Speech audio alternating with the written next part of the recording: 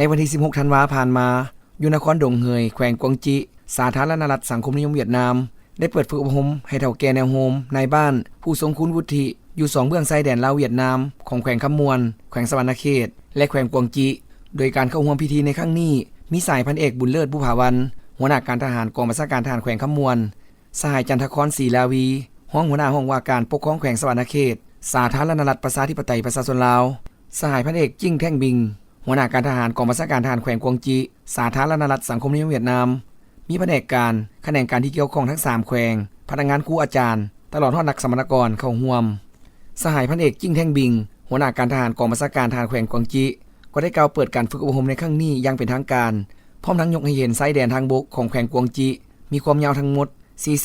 49,982 กิโลเมตรติดกับ3แขวงแขวงคำมวนแขวงสวรรณเขตและแขวงสารวันในนั้นชายแดนที่ติดกับแขวงคำมวนและแขวงสวรรณเขตมีความยาวประมาณ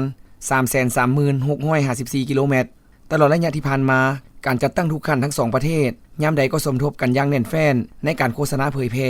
คนขวัญประชาชน2ฝั่งชายแดนให้ปฏิบัติตามสนธิสัญญาว่าด้วยระเบียบการคุ้มครองชายแดนและด่านชายแดนเวียดนามลาวอย่างมีประสิทธิผลรักษาได้ความมั่นคงทางด้านการเมืองความเป็นระเบียบเรียบร้อยของสังคมอยู่เขตชายแดนการประกอบส่วนสำคัญในการพัฒนาเศรษฐกิจสังคมปรับปรุงความสามัคคีระหว่างประชาชน2ประเทศเว้ารวม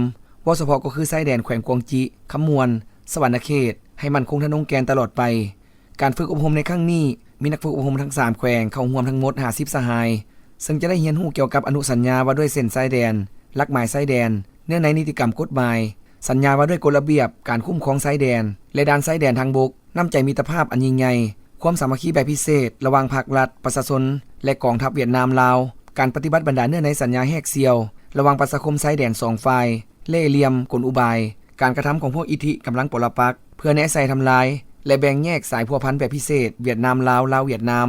การฝึกอบรมในครั้งนี้แม้จะได้ดำเนินไปเป็นเวลา3วันจึงจะสำเร็จโอกาสนี้สหายพันเอกบุญเลิศบุภาวันหัวหน้าการทหารกองบัญชาการทหารแขวงคำมวนก็ได้ตั้งหน้าให้คณะนำของทั้ง2แขวงกล่าวแสดงความขอบใจ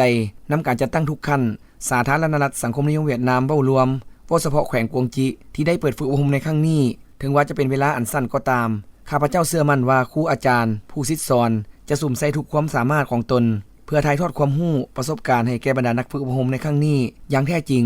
และนี่เป็นความรู้พื้นฐานครบถ้วนสำหรับพนักงานนักฝึกอบรมต่อกับการปฏิบัติเวียกงานตัวจริงโดยเฉพาะภายหลังสำเร็จการฝึกอบรมในครั้งนี้บรรดาสหายกลับคืนเมืองจงนำเอาบทเรียนหัวคิดประดิษฐ์สร้างและประสบการณ์ที่ครูอาจารย์ถ่ายทอดให้ในครั้งนี้ไปประกอบส่วนเขาในการปฏิบัติหน้าที่ด้วยความรับผิดชอบสูง